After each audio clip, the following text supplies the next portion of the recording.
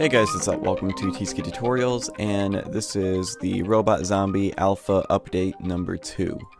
So, for this past week or 2 weeks, or since the last update, I have pretty much only been working on performance optimization because that was the main issue with the last build, was that there, unless you had a crazy powerful computer, you really couldn't play this game, and it was a major problem. So I worked on making this game run faster, and I did a couple of things to fix that. First of all, let me show you in MonoDevelop. The enemy movement script. I did two things inside of the enemy movement script. So right here we have a for loop, or a for loop inside of a for loop, and this is the system that tracks where the player is going and calculates where they need to go in order to get to the player. And the problem before was that it was doing this calculation. So it was going through, let me jump back into Unity, and I'm going to turn on the AI path cells and doors. So here is the cells and doors path objects. So it had to scan for, I don't know if scan is the right word, but it had to like analyze the path between all of these different green cubes going through these blue cubes. If you watched my tutorial on the AI pathfinding, you will probably be familiar with this. But as you can see, just from this list over here, there is a lot, I don't even know how many, just so many, that fill up the whole level, and it had to scan through all of them for every single frame. So what I ended up doing was I created a variable called track scan, and I have it constantly counting down by 1 every frame, and then once it goes through and actually scans the whole level and calculates its path, it sets track scan to 30, so that only every 30 frames it actually tries to figure out where the player is. So that saved a lot of CPU power, or I guess not a giant amount, but it definitely helped. And if you have an older computer with a slower CPU, this will probably make a big difference. The second part that I did inside the enemy movement script was that here is the section that does a raycast to see if the enemy can actually see the player, and I changed it so that it only does a raycast every 10 frames using the variable track to raycast, and that, just like the other one, counts down by 1 every frame. So that is how I made the enemy movement script faster. Let's see what's next. I guess I'll show you render bubbles, which is an idea that I started off with. It was kind of working, but I ended up sort of scrapping it, or not completely scrapping it. I think I'll still try to make some use out of it, but let's go to layers, let's turn off that, and now let's turn on render bubbles. And now I need to find the render bubbles. There it goes. Render bubbles, activate children. There we go. So these are an invention that I came up with called render bubbles.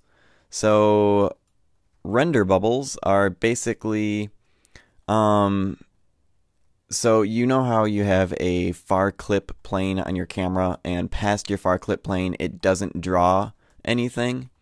So what I wanted to figure out how to do was how to make all of these little objects turn invisible as you got farther away from them, while still having the main level still visible, so that way all these giant structures and architecture aren't just disappearing, so that only the little things are disappearing, and it would be a lot less noticeable.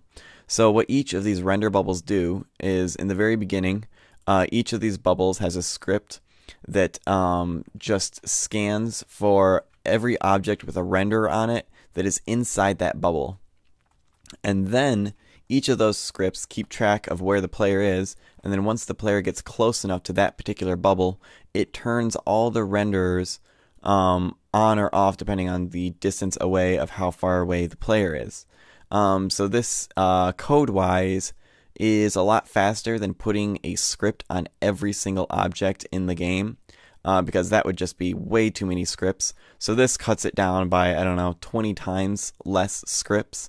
So there's 20 times less scripts that are keeping track of the position of the player. And yeah, and it did increase performance. I would say it probably like doubled the performance. And also they look really cool. I think it looks like you dunked your entire level into like a tub of soapy water or something. I don't know. I thought they looked really cool. And in the making of Robot Zombies videos, there's going to be one episode where I get really excited. I'm like, yeah, I made render bubbles. But I ended up scrapping the idea because of the next thing that I did, which ended up actually working better than the render bubbles. So I'll probably throw the render bubbles up on the asset store because somebody might still find them useful. You never know. Depending on your project, render bubbles might be perfect for you. But for this project, they ended up not being perfect because what I ended up doing was usually, you know me, I don't usually use the standard assets inside of Unity. I like to start from scratch. But I ended up using these two scripts here, and mainly this script right here, combine children. So what I ended up doing was that, like, take for example all of these like fences. I took all these fences and I made them a child of one object, and then I added the script combine children. And then what it does during runtime, or at the very beginning of the game, it takes all of these meshes and combines them into one mesh. That way, Unity only needs to keep track of one mesh as opposed to however many this is, like 20 meshes. So that increased speed a lot, and you can only do that with objects that share a similar material. I mean, not similar, the exact same material. Excuse me. So, for example, like these ceiling rafters, I would combine all into a mesh. And another big one, these filing cabinets, I combined all into one mesh. So that helped performance a lot. And let me see here. There you can see the combined children script. So in the very beginning of the game, it will take all these filing cabinets and combined all of them into one mesh, and that is a lot easier on the GPU because then the GPU only needs to calculate out one mesh. And as I found out, modern GPUs or graphics cards really don't care as much about vertice counts. I was under the impression that the more vertices you had in your scene, the slower it would move, which is true. It is still true to some degree, but it is much more important that you have a smaller number of objects in your scene. So it's best to combine all of your objects and all of your materials into one or as few as possible number of things, because there is something called draw calls. And as you can see down here, I have 74 draw calls going on right now. I think that's just for this view right here. But a draw call is basically when the GPU has to take an object and draw it. And you have one draw call per camera, per mesh, per material, I believe is how it goes. So it kind of like multiplies. So before I had, you know, each of these like 8, each of these are a stack of 8, so like 8, I don't know, it's a ton of filing cabinets. So I had to take all these filing cabinets, and there's a draw call for each of them. But now that I combine them all into one children, all of these are now one draw call. So that reduced the draw calls a lot, and that's a lot easier on the GPU. So yes, the combining children is why I ended up getting rid of render bubbles. Just because I also did a trick with the far clip plane that I'll also show you in a second. And then also I didn't want to try to figure out if the render bubbles would treat a combined mesh as a normal mesh and try to sync it up that way. It was just faster to do a far clip plane trick, which I will show you in a second. But first I want to show you what I did to the zombies to make the zombies faster. So, draw calls. So you have a draw call per mesh, or yeah, per mesh, per camera, per material. Or I guess material per well, whatever. So it multiplies. So for the enemies, I only had one camera on them, so that's one. But then, just because of the way I designed the enemies, just out of laziness, I used 10 different materials. So basically, graphically, each enemy was graphically 10 enemies. But that's not all. Also, there are 18 meshes on the zombies. So that's 18 times 10. So there are 180 draw calls per zombie. So graphically, each zombie was 180 zombies. So that was really, really freaking slowing down the game. So to fix that, let me show you this zombie right here. Let me activate him. Yep, activate children. So, at first glance, these zombies should look fairly similar. I tried to keep them looking as close as possible, but of course they did change a little bit because, let me click on this guy and find its material, and just open it up in Photoshop. I took all of those 10 materials. Well, one of them I scrapped. I can't remember which one it was, but I ended up just nailing it down to 9. So I took 9 of those materials and combined them into one material. And then I also made only one mesh. So in Blender, basically I selected all the different meshes and I pressed Control J and it just worked. They just all threw themselves into one mesh, and it's a skinned mesh. So it still moves freely and the animations still work. But yes, so I got that 180 draw calls down to 1 draw call per enemy. So that saved a whole bunch of graphics processing power. It's not like the game runs 180 times faster, because you also have to take into consideration your CPU and just number of objects in the scene and all of that stuff, but they definitely move a lot faster. There's a lot less lag when there's like 10 enemies on the screen, because before it was like if there's 10 enemies on the screen, graphically that's like 1,800 enemies on the screen, as opposed to now there actually are just 10 enemies on the screen. So that was a big improvement, and they look fairly similar. I still like the way the old ones look better because the textures are a lot higher resolution. But, I mean, when they're running around really fast and shooting at you and trying to kill you, you don't really notice. So let's deactivate that guy because I don't actually need him there. So I'm going to deactivate you. What next? Why don't I... I'll show you more about the far clip plane trick in a second. I'll do some actual screen recording of the actual game, but first let me just explain to you the screen recording trick. Or actually, maybe if I take the player, if I can find the player, there goes player capsule, and let me just rotate him around that way. Okay, so now there are 3 cameras attached to the player. There's the main camera, the distance camera, and then the gun camera.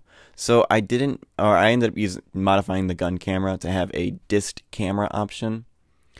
So that's where I have the dist camera activated there. But as you can see, the dist camera has a far clip plane of really, really high. So it will see the whole level. So it will just see everything.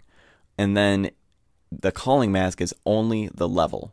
So just this stuff here. So everything that's highlighted. So all of the big structural geometry is what the player, or what the distance camera will see. And now I just screwed up my hierarchy. Let me just find player. There we go. Okay. And now, so now that I have that in place, I have a camera that just sees the whole level. Now I made the main camera have not be able to see as far. So if let me take the player and move him back a little bit, just so you can see this a little better. Okay. Now when I take the main camera and I change the far clip plane to something smaller, I start losing all of the tiny objects. So you can see in the game view here how all of the smaller objects that just kind of decorate the level disappear the smaller I make this number, yet you can still see the geometry of the whole level. So you don't see everything disappearing, only smaller stuff. So as you can see, the bigger I make this, the more detail you can see farther along. So now with those two cameras layered on top of each other, now I can I don't have to draw every single object in the scene. And the calling mask is set to everything except for the gun, invisible stuff in the game. So it has the level included with it. Whereas if I didn't have the level included with it, you can see through it. So I do have to draw the level twice in order to do this trick, which is a little bit taxing, but not as much as how much it would cost to display all of the objects in the entire level. So now that I have that in place, let me show you the mouse look script and this system I have in here. So I have a quality system where I have variable quality level equal quality settings dot get quality level. So basically this just returns me an integer that represents 0 through 4 what quality setting I'm at. So 0 is fastest and 4 is fantastic. And then so if it's 0, I have the far clip plane 30. If it's 1, 50, 80, 140, and 800. So once you get to fantastic quality, it just displays every object in the game. So you're going to need a good computer to play this game in the highest quality settings. And then I have in the distance camera almost the exact same system, except it's just a little bit farther than the main camera. So it doesn't have to display the whole level. So it has different iterations of how far it will display the geometry of the whole level. And then once you get up to fantastic mode, it just turns the camera off, because there's no point in drawing the level twice when you already have the main camera that can see the entire level. And actually, why don't I make this like 1,000 just to make sure that you can see absolutely everything. Alright, what else? Oh yeah, let's see, these two. Alright, so for quality settings, fast and fastest. So first of all, for fast, I have the main camera just check for this in the very beginning inside of function awake. I have the camera just turn off the flare layer. So you go to camera.getComponent. That's something I couldn't figure out. I thought you did get component from the game object to get to the flare layer. Apparently you got to do camera.getComponent flare layer enabled equals false. And that's how you turn off flares in your game. And then I have it so for fast and fastest it does that. I have the same line here. But then inside of fastest I have this variable in for loop. So basically I find all of the objects with the tag object with weight. So all of my objects that have rigid bodies on them, such as crates and barrels and all of these objects. And if we are on the fastest possible graphical quality settings, I just go through and delete all of them, which, you know, messes up the level design slightly. I didn't put any rigid bodies in any areas where it was like imperative that an object needs to be there. But yeah, so I just delete them because the rigid bodies take up a lot of processing power. I mean, it depends on your graphics card, because I believe the graphics card is what controls the physics. So, and then also it's just a ton of objects in the level. So if you're trying to make the game run as fast as possible, it just gets rid of all of these, and you just don't really need them there, and you'll have to live without them. And then what else did I do to make the game run faster? So I showed you the far clip plans. Oh, and then I have a script here that just waits 20 frames and then deletes every script in the game that is a combined children script, because I didn't know whether or not the combined children script took any processing power, or whether it was like whether it lays completely dormant, or whether it takes processing power after the first frame. So just to be safe, I deleted all of them, just because having a ton of scripts in your game, just having that script on memory takes processing power usually. So just to be safe, I deleted all of them. It didn't really create like a great performance increase. It was kind of like, it might have helped, it might have not. I'm not really sure, but that's just one thing I added. But yeah, I think that is pretty much everything that I did to make the game run faster. Oh, and there's one change that I want to point out inside of the gun script. This has nothing to do with performance, but I just took the firing function where it shoots bullets and put it inside of late update, and then put everything else inside of update. And I think that has helped with the problem of, remember before when I was talking about how the bullets were shooting in the wrong direction, I just couldn't figure it out. I think that's helped, but I'm not sure. I still need to do some more testing, because it's one of those glitches that only happens like once in a blue moon, so I can't test for it like all the time. So I'm just going to have to hope that that helped. One of my viewers suggested that to me. He said that it fixed it for him. So I took the same idea and did that. So it seems to make the guns more accurate. So now that I've talked about how everything that I've changed, why don't I actually cut to some actual gameplay? Alright, so here is one more update that I threw inside of this temporary main menu that I made. Oh, I guess one thing I need to update is I wrote something in here about performance optimization. But of course, I could always use more performance optimization. But anyways, then I'm getting off track. But anyways, the update that I added was this feature here, skip to checkpoint. And I added this because I'm guessing people replaying this and wanting to play the updates aren't going to want to start from the beginning every single time I come out with an update. So I'm allowing you guys to cheat and jump to any part in the level that you want. So let's go ahead and jump to checkpoint 1, because that is where we left off last time when I did an update. So let it load. Alright, so here we are in the actual game. And as you can see, it's pretty laggy because I set the quality settings to fantastic. So that means that no matter how far away things are, it's going to draw every object in the scene. So that is pretty bad and pretty laggy. So if I go down here to the enemies, I doubt that it's going to be able to play it all. Well, actually, it's not terrible. I mean, well, actually, yeah, it is pretty terrible. This is pretty terrible lag. But it's better than I thought. I thought I would get like 1 frame a second, but this is actually better than what I thought I was going to get.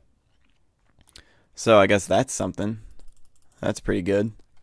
So yeah, why don't I quit the game and show you medium graphical settings, and then I'll quit the game again and show you low graphical settings so you can see the real difference and see how much more of a range this game has now before, or compared to before.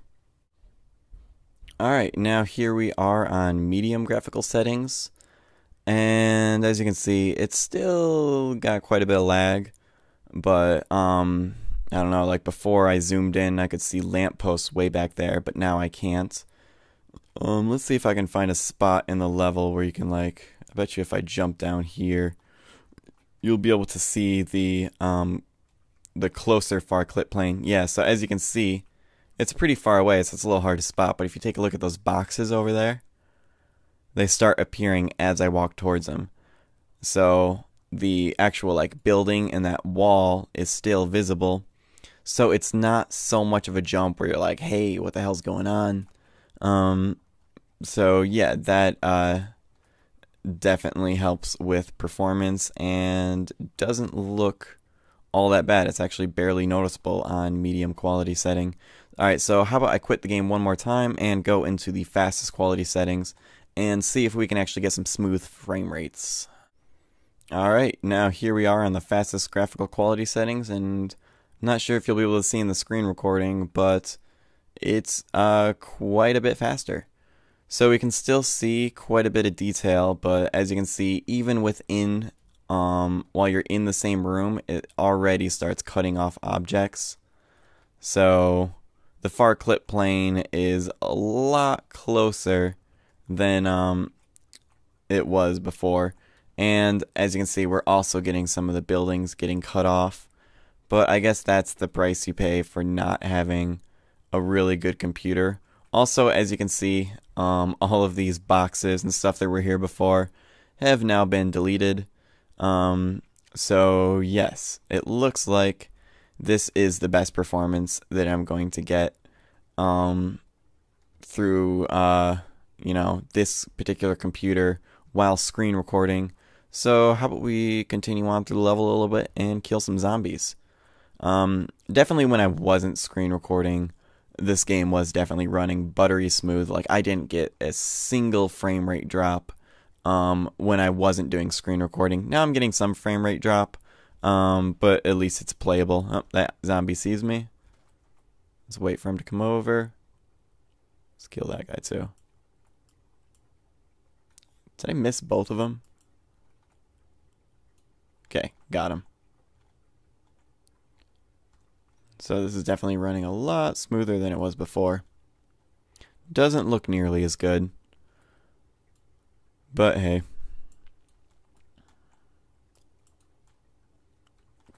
I believe I put a shotgun over here. Yes, I did.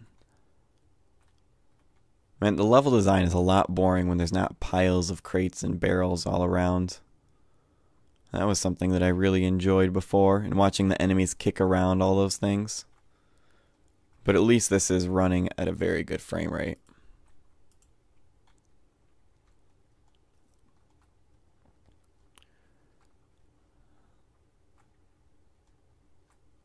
So yes, this staircase, I actually didn't include those stairs going up and stairs going down ramps, because when things were this close together, first of all, there really wasn't that much, like, you don't feel as messed up, or it doesn't feel as clunky when the stairs spiral like this, but it feels really clunky when you have all of those ramps going up and down and trying to squeeze them into a small area. So I ended up getting rid of them for that part. And as you can see, the zombies will start shooting at me before I can even see them.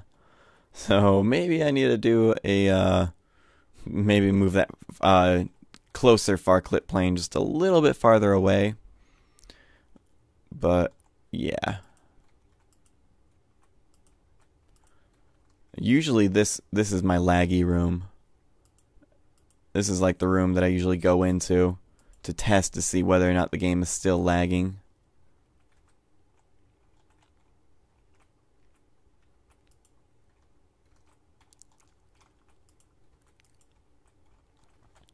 I really can't wait to actually get some real audio in here and some sound effects. I think these zombies would be a whole lot more cool if they screamed at you and actually made noises. This is almost too easy. Before, I thought this room was really challenging, but I think that was mainly because of how laggy it was. It was really hard to aim when there was 1 frame a second. But I mean, on the flip side, though, I have like, I went over to my friend's house who has a really nice computer, and I played this game on it, and there was not a single frame rate drop. So, you know, if, you know, some modern computers actually can run this game in full quality with no frame rate drop. But of course, I'm on a Mac, and Macs are really bad for playing video games. They're just not efficient, and also this computer itself isn't the most powerful. It's got a decent graphics card in it, but I don't know if it's like the full version of the graphics card, because like it's an iMac. Like, how can they fit a full-sized graphics card inside of an iMac? I mean, and how do they even keep that graphics card cool?